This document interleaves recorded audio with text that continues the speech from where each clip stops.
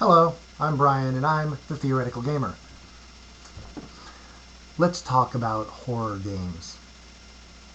Now, if you want to go the traditional route, there's a game called Chill. I don't know much about the system, and I don't remember a lot of the details about it, but it's basically your normal humans searching into the supernatural. It came out a while back, years ago. It's had a number of editions and lots of supplements, but basically it's very traditional. You got stats for vampires, you got stats for werewolves and ghosts, all the usual stuff. Traditional is great. You can have a lot of fun with traditional. But you but maybe you're a little tired of traditional. You want to put on the big boy pants and try something new and unusual. Well, the obvious answer, Call of Cthulhu. Pretty much I think everyone watching this knows about Call of Cthulhu, has played it, or at least seen an actual play video of it. I swear to God, Call of Cthulhu videos or actual play sessions got to be the most common ones out there, apart from Dungeons and Dragons. And Call of Cthulhu is awesome. It posits that humanity is kind of worthless and insignificant, and we're just a tiny little blip in the history. We weren't the first ones here. We're not going to be the last. And it doesn't have the traditional vampire or werewolf. All those tropes are not a thing in Call of Cthulhu. You have cultists who have elder gods that can wipe us out in an instant, and if we knew the full enormity of what was going on, we would go mad. Mad, I tell you, mad. Okay. But what if that's wrong? What if we do matter? What if our actions and behaviors and our attitudes and beliefs, what if that's what it's all about? What if the universe does revolve around us? What if it does revolve around us? Ladies and gentlemen, I present to you Unknown Armies by Atlas Games. This has been out for a while now. It's not anything new. In fact, some of the stuff you read in it will have a kind of a 90s feel to it, in fact. But it's still very usable and very playable. The idea is this. It is a very humanocentric world. There, again, the standard tropes like vampires and werewolves and all that stuff aren't really a thing. In fact, the vast majority of the evil in Unknown Armies, the supernatural or otherwise, can be traced back to one human being shitty to other human beings, or groups of human beings being shitty to other groups of human beings. But where you have the possibility of shittiness, you have the possibility of virtue and nobility. And it's not really I don't know if I'd call it a horror game in the classic sense. It does have some horrific elements to it. It is very dark, and it describes itself as a game about power and consequences. Let's start with the basic stats. It operates on a percentile-based system. And the four stats are body, speed, mind, and soul. And being percentile-based, they range from 1 to 100. Underneath these four stats are innumerable skills. They give you a standard list of skills that pretty much everyone has to some degree or another, like dodge or fighting or charm, that sort of thing. And naturally, they also range from 1 to 100. Now, obviously, it's one of those things that, it's the rule is your skill cannot be higher than the basic stat. So if you have if you wanted to have a skill in juggling, and your speed was 65, a little higher than average, You can't have a juggling skill of higher than 65. You have to raise your basic speed first and then raise the skill if your skill gets up that high. Okay, easy enough. Um, Body is, basically how strong and tough you are. Speed is dexterity, agility, blah, blah, blah. Mind is how smart you are, how strong your mind is. And soul is a combination of I guess you call magical power and personality. A person with a high soul is going to have a high charisma as well. Now, Unknown Armies is a game about, normal people don't really get into the adventures of Unknown Armies. They stay home and watch TV. They go to work, they go home. They don't get into the weirdness. The people who do tend to be weird and obsessive. And as such, every player gets an obsession skill. Now, the thing about an obsession skill is it's one skill that fits in with your obsessive worldview, and you're especially good at it. And you don't get any bonuses to the skill number, but, and this is a clever idea, when you roll percentiles to get underneath it, you can, at will, flip-flop the dice. Thus, so if you have to get under like a 60, you can, and you roll a 91, you can turn it into a 19 because your obsession skill lets you do that. It gives you it makes you, without raising the actual number of the skill, it makes you considerably better at that one thing.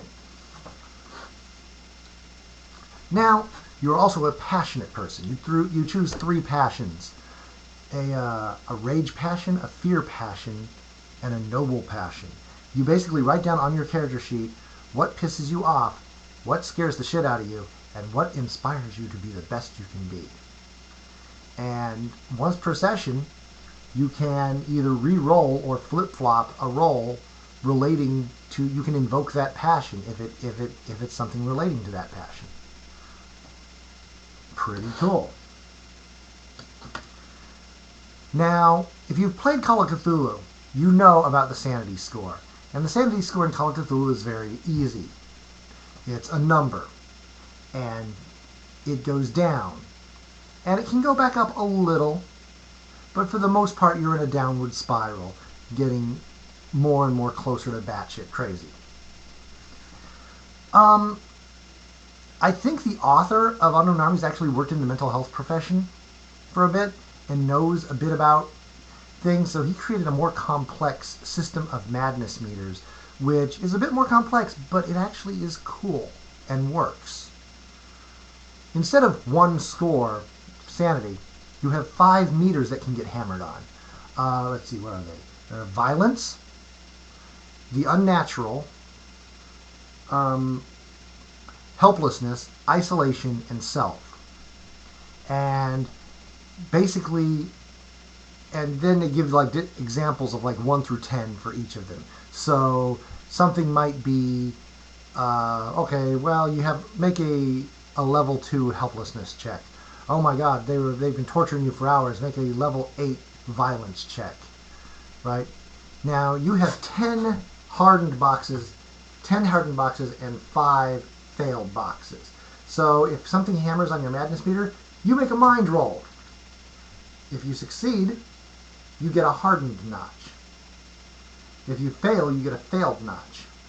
You get 5 failed notches, you get an insanity. Right? The hardened notches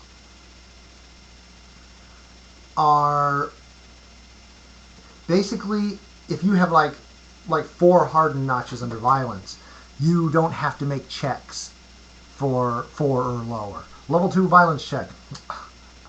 I'm over that shit. I don't have to roll. Okay. Hardened notches sound like the way to go, and for the most part they are. But if you get too high, if you max out, I think it's like if you get, if you have to get a colossally high number of hardened. You have to be seriously hardened.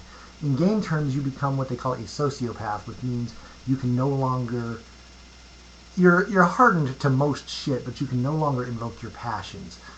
You can't your rage, fear, or noble passions.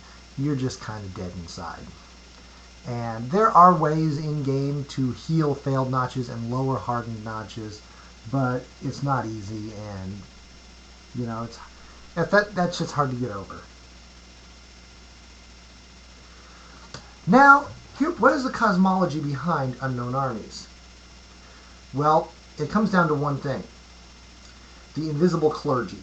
Basically, every once in a while, a person will so embody an archetype of the collective unconscious that they will disappear from the world and rise up into the sky, and they'll be all like, and they will become basically a god of that thing.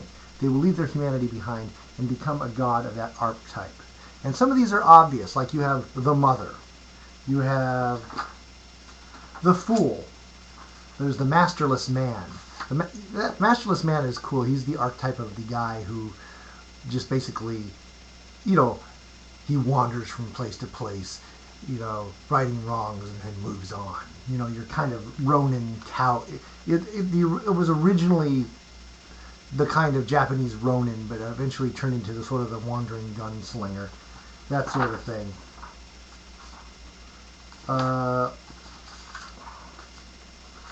Lots of difference. There's some really there's the warrior who is not so much a fighty type, but someone who draws a line in the sand and says, "I will not back down from my chosen cause, no matter what." There's some oddball ones like the mystic hermaphrodite, which I'm not even sure what that is, but it has to be something. It has something to do with. It's hard to describe because it involves embodying opposites within yourself, like male and female. Like I said, it's odd. Now, when 333 people ascend to create the invisible clergy, when there are 333 of them, the universe will die and be reborn. No one's really sure exactly what that means. Will we all die and there'll be another Big Bang? Some people believe that. Will we not notice on the surface, but certain fundamental aspects of the universe will change, and that's what'll happen? Who knows? But basically, the new universe will be created by the 333 archetypes. So so if you have archetypes that embody serial killers and total bastards, the next universe is going to kind of suck. So you kind of want to encourage, like, the philanthropist to ascend, that sort of thing. You're thinking about the future. It's all about legacy. But most people don't care about that. Most people are just trying to survive and trying to do shitty things to other people. But that is the cosmology behind the world. Now, what kind of game would this be without magic? Yes, there is magic in the world, and you can learn magic and you can practice magic. What is magic in Unknown Armies? Well, there's 3 basic types. Ritual magic. Ritual magic is old school. You perform a ritual, you make a roll with a penalty, and if you succeed, the ritual happens. Rituals are kind of iffy because no one believes in them anymore, and they're on the way out. They are old school magic. But a lot of people are good at them, and there are some people who can learn skills that will offset that penalty and become very good at rituals. Some of them are kind of powerful. Some of them are just, very simple and basic. But they do exist. Avatars. What is an avatar? Well, basically, you are aware of the invisible clergy. You want to, by following the behaviors of one of the invisible clergy, you can get power therefrom. So, let's say you have, I'm going to flip through the book and find an example.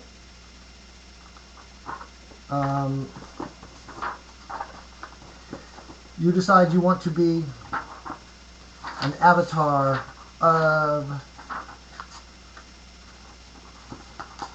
the merchant. The merchant, well, first of all, you basically, he's like the ultimate salesman. All right. So you have to start behaving like him, acting like him. If you're a natural salesman anyway, this is not hard. So all you have to do is start doing it consciously. And some people are unconscious avatars. Now, but the biggest thing is the taboo. A merchant can never give anything away for free. He can charge a token amount from friends. He can you know, and you can be as selfless as you want with your time and caring.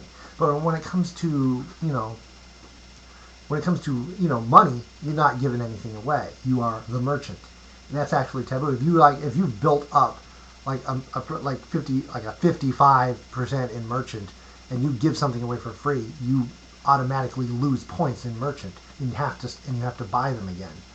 So yeah, that's what taboo does.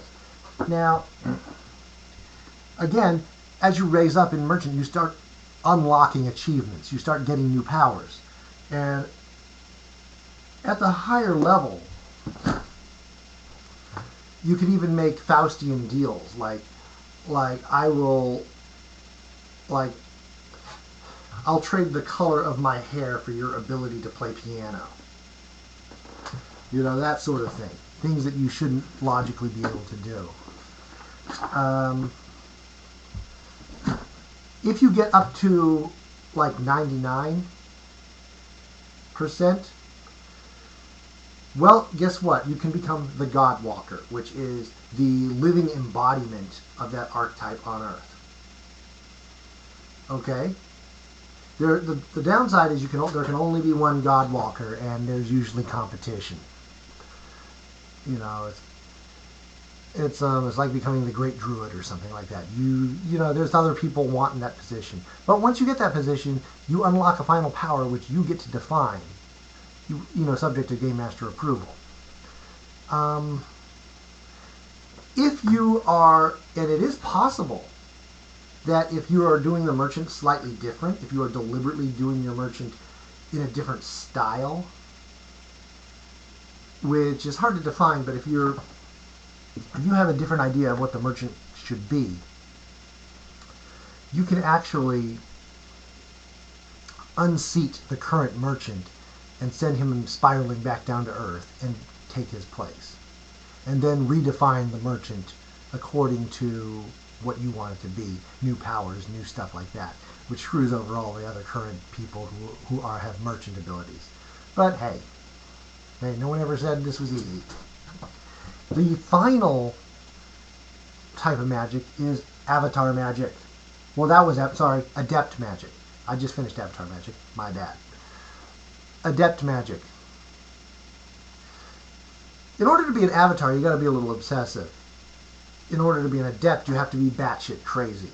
You have to have a fundamental belief in how the universe works that is pretty different from what the rest of the universe believes.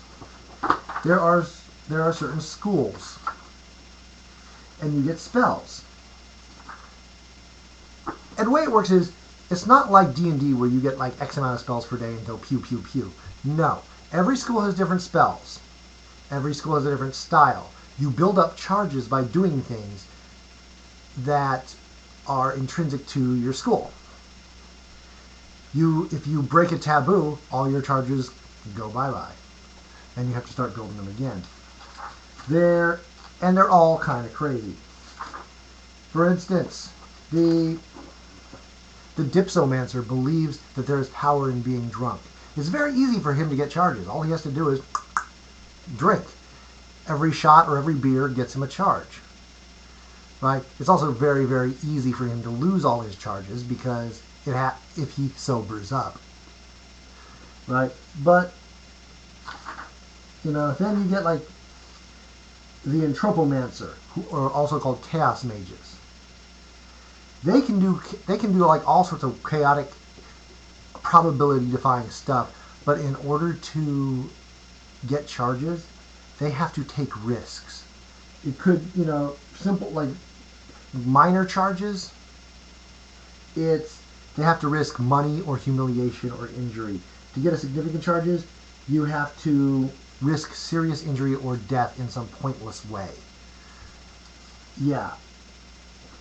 Every type of adept has a way of getting a major charge, and a major charge is something that it's not something you get easily. It's something you hope your whole life to get. And you can do earth-shaking magic if you have a major charge. They're just not easy to get. Right. And for like a, in Tropomancer, you have to do something where you stake 10 people's lives, including your own, on the flip of a coin. That sort of shit. Then you have the Epiduromancers or Skinners who have a magic where they can really reach out and twist your skin and bone and flesh and alter you in whatever way they want. And in order to get charges, they have to cut themselves.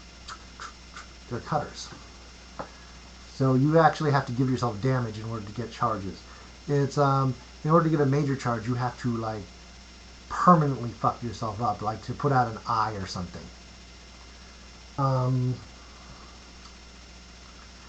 That sort of thing. Like I said, adepts are intrinsically fucked in the head. They're crazy, and that's the whole point. They're powerful. They're probably the most powerful types of people in the game. But in order to in order to get that power, they have to make sacrifices. They have to live their lives in a way that normal people wouldn't. So you don't really see too many adepts or powerful wizards sitting on the board of directors of companies, right? You don't see, they're the crazy people standing on the street corners who have power, but their lives are fucked up because of it. There's even a type of school called the Plutomancer who they gain charges by getting as much money as possible. If they get above a certain amount of money, they get magical charges. If they get money, charges. But it's taboo for them to spend more than $1,000 in any one spot. So they have to live pretty much on the down low. And that's pretty much what Unknown Armies is. A bunch of people who believe in this weird ass cosmology, fighting each other with weird ass magic, and I mean there are demons, but they call them demons, but they're actually the ghosts of people. And if you have enough, and the ghosts are really they're the ghost of a person, but they're not really a complete person anymore. All they are is their obsession. So you might be a ghost who just wants, and they possess people, right? So the demon ghost might possess someone, and his obsession might be to go out and have sex with as many people as possible, or to gorge on ice cream, or to get revenge on someone. So like even the monsters are very human, and you have one interesting quirk. Recently, in the game canon, there was an ascension. Someone ascended and joined the invisible clergy, and no one knows what her name was originally. Her name seems to have been erased from the world, considering all the porn movies she did. That's kind of weird. It seems to have been almost deliberate. If you find her movies, her original name was all futzed out. They just call her the Naked Goddess. She was a porn movie. She was a porn star who ascended on camera. And the original tape of that ascension is now like a serious magical artifact. And no one really knows she is the avatar, what she is the archetype of now, let alone how to become an avatar of the Naked Goddess. I mean, they call her the Naked Goddess, but they're not sure what she's the archetype of. But there is an adept school based on following her, called Pornomancy, and which sounds like a lot of fun, you know, but they get charges by reenacting scenes from her films, right, in painstaking detail. But they lose it's taboo, they lose all their charges if they have sex for any other reason, in any other way. So their sex lives aren't that great, right? Yeah, you get all these weird central paradoxes to all the schools. You know, the Plutomancers can't live like a rich person. The Pornomancers can't really have a satisfying sex life. Um, there is a theory. They've looked over all her movies, all the Naked Goddesses movies, and they all seem to follow a common plot theme. And they figured out exactly what her art. They figured out what they don't know how to create an avatar of her, but they figured out what her archetype is based on the roles she played in her porns. She is the woman everyone can have but you.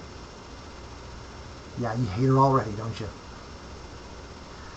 Anyways, when you create a game, you basically can play it at street level, global level, or cosmic level. And in game terms, that really doesn't have much effect except to it like basically says, are you just an ordinary person on the street? Are you aware of magic and stuff already? Or are you a major player and trying to influence the invisible clergy and blah, blah, blah. But in actual mechanics terms, it really just determines how powerful your starting character is. You know, you might want to play a street campaign, but give everyone, you know, global level characters just to give them a bit of an edge. You know, it's up to you. All in all, it's a very weird game. It's a very memorable game. It has a very distinct flavor to it, and I like it a lot. And I've got some stuff that has some. There is one in one of the adventures. There is a pre-made adventure that I would love to run, and it's designed for one-shot kind of convention play, and it has pre-gen characters, and all it is, it's about, without giving too much away, it's about a jailbreak, and because it's not designed to be a regular